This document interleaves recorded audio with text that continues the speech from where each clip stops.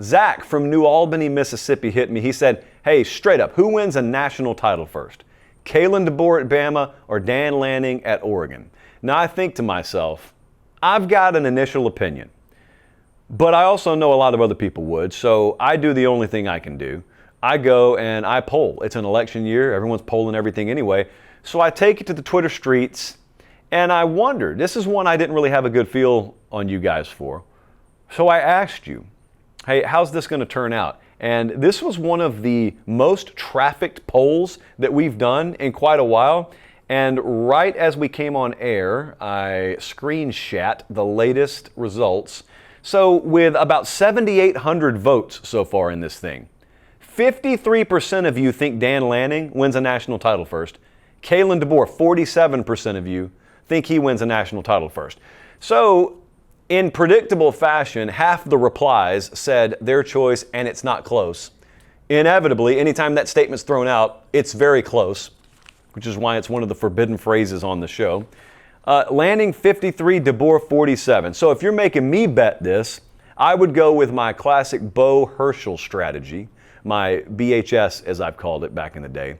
And that is, growing up in the South, they would always, especially if you grew up on the Chattahoochee River like I did, which is literally the state line dividing Georgia and Alabama, they would always ask you, choose better running back in SEC history, Bo Jackson, Herschel Walker. So I learned a long time ago, the best way to go about that is say, I'll just give you first pick, I'll take the leftovers. It makes you sound smart, it makes you sound edgy and cool. You still end up with a premier running back, and there's really no solid answer there. Despite what both sides say, they're both really, really good.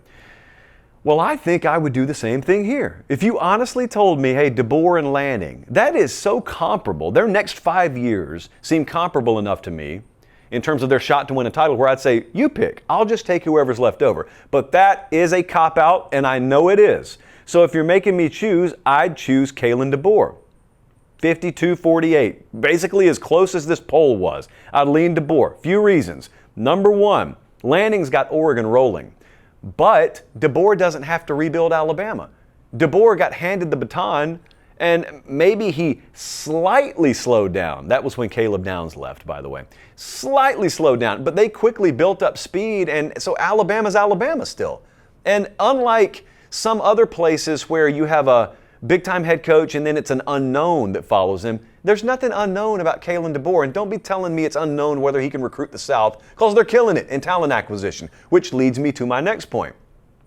The programs will be on equal footing. The talent acquisition profiles, I think, will be very similar.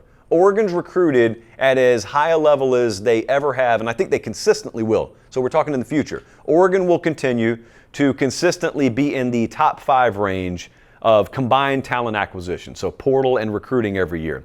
But Bama will too. That's one of the great concerns that I think in quick order they alleviated from their own fan base, and that is, hey, we got guys who know how to get players too. And I also thought it was a little short-sighted when Saban retired. There was this thought, I think it was more a wish than a thought, around college football that, hey, Bama's secretly broke, you know. Bama secretly doesn't have any money. Poverty program in disguise at Alabama. And once Saban leaves and they don't get discounts on kids anymore, runner-up city. Yeah, not so much. The opposite was true. Bama always had the ability to go way deeper in the coffers than they had to. They just didn't have to. And I'm not telling you that they're out there winning bidding wars right now. In fact, quite the opposite. A lot of these teams that are killing it are not the highest bidders. The highest bidders are the ones who don't have proven results to sell, so they have to overcompensate with a deeper bag. But if Bama needs to go deep in that bag, Bama can go deep in the bag too. There is no one, aside from maybe Texas, that's got NIL figured out more methodically and scientifically than Oregon. But at the end of the day, Bama's not taking a back seat to many folks in talent acquisition. So if I've got the team profile and the recruiting profile, well, you know what gives Bama an edge right now is the head-to-head. I was at both games last year. I was wrong both times last year. I picked Lanning and Oregon to beat DeBoer and Washington, and then I end up with just egg all over my face. I got to go buy a new white t-shirt because that wreaks havoc on the threads. And so if I'm looking for a slight edge there, well, head coach. And the fact that I think Bama's got a top 10 staff right now, and I would not quite qualify Oregon as having a top 10 staff when we consider the support staff structure as well.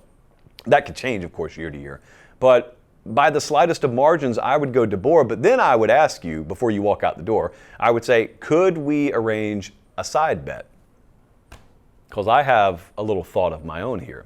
Instead of making it Dan Lanning or Kalen DeBoer, could I interest you in a prop bet of Dan Lanning and Kalen DeBoer? I believe they'll both win a title in the next 5 years. I believe that. That's a simple yes or no. Do you agree? And if you don't agree, now this is going to have to be really creative. I'll probably have to call up FanDuel and get them to do some things that aren't exactly legal.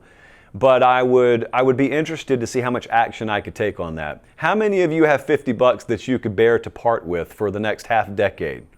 I don't need $50. I already have $50. And if you feel the same, I'd be willing to venture this. I don't know what kind of odds we can get on this. I'd be willing to venture this. I think both of them win at least one title in the next 5 years. So who wins it first is the question. Slightly lean Kalen DeBoer. Of course, in like 7 months, Dan Lanning could prove that wrong. So whomst amongst us knows. Good question, though. Lively debate for this time of year.